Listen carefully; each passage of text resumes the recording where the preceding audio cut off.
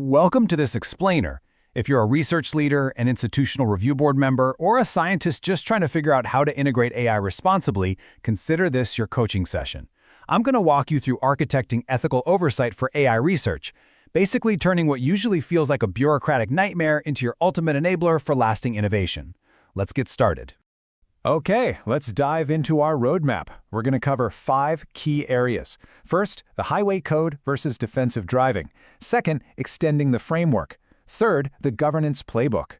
Then we'll look at real-world application. And finally, culture over compliance. Starting right off with Section 1, the highway code versus defensive driving. I tell the teams I coach this all the time. Ethics isn't the opposite of innovation. Ethics is the foundation that lets innovation last. Think about those researchers who just rushed to use massive data sets without ever securing proper consent. Sure, they published super fast, but when the ethical violations eventually surfaced, their reputations completely collapsed overnight. Speed without ethics is just a fast track to losing public trust. This ethical scaffolding we're talking about today, it doesn't slow you down, it's exactly what keeps your project standing in the long run. Traditional institutional review boards rely on what I like to call a highway code. These are basic, predictable rules for informed consent, privacy protection, and physical or psychological risk. But AI? AI doesn't drive on a predictable highway. What happens when an AI completely hallucinates, fakes citations, or spits out totally fabricated statistics in a critical literature review? Or what if it replicates historical discrimination just because it was trained on a flawed dataset?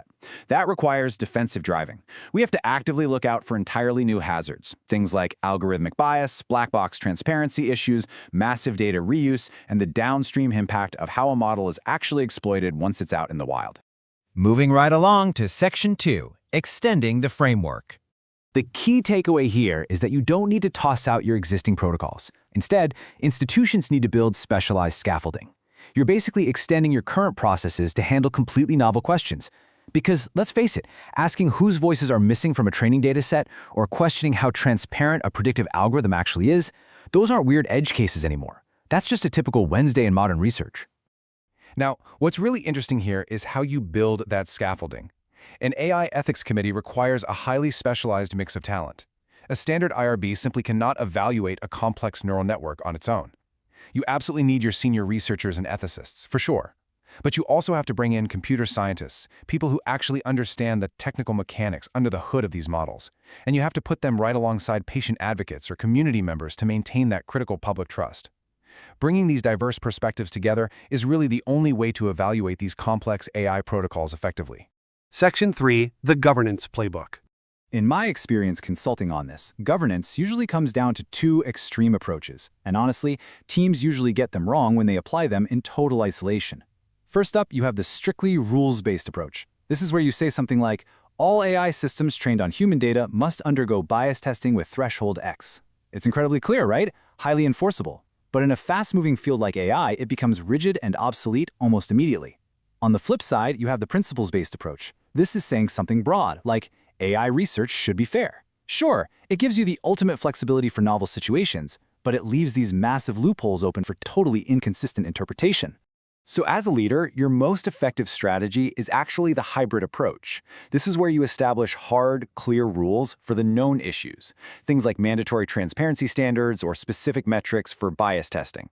But then you pair that with a flexible, principles-based review for novel, unanticipated situations.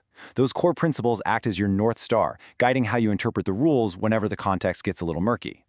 Think of these 6 core principles as your quick mental checklist for evaluating task risk versus AI capability.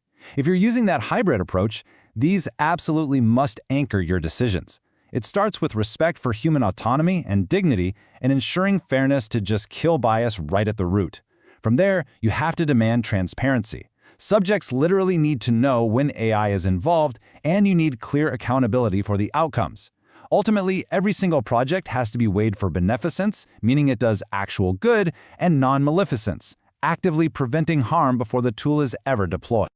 Let's bring this to life in Section 4, real-world application. Let's look at a real example of an academic medical center that realized their AI models were training on incomplete data. They started by doing a really hard, honest initial assessment of their existing tools. Once they identified the gaps, they adapted. They recruited specialized AI experts directly into their IRB framework. And that structural change gave them the power to mandate strict bias and transparency standards before any implementation. The ultimate payoff? Clinicians actually understood the AI recommendations before they acted on them. And that translated directly into a measurable real-world increase in patient trust. Now, one of the absolute biggest risks I see as a consultant is commercial conflict. Imagine an AI researcher funded by a massive tech company that has a huge financial stake in the outcome. You don't have to kill that partnership, but you absolutely must neutralize the conflict. You do this through ironclad research design, make financial disclosures mandatory, blind the researchers to treatment assignments, require an entirely independent analysis of the data, and bring in external experts to review the methods. This way, you save the valuable funding, but you fiercely protect the integrity of the science. Finally, Section 5, Culture over Compliance. I really want to caution you against 5 incredibly common traps teams fall into. The deadliest one is performative ethics.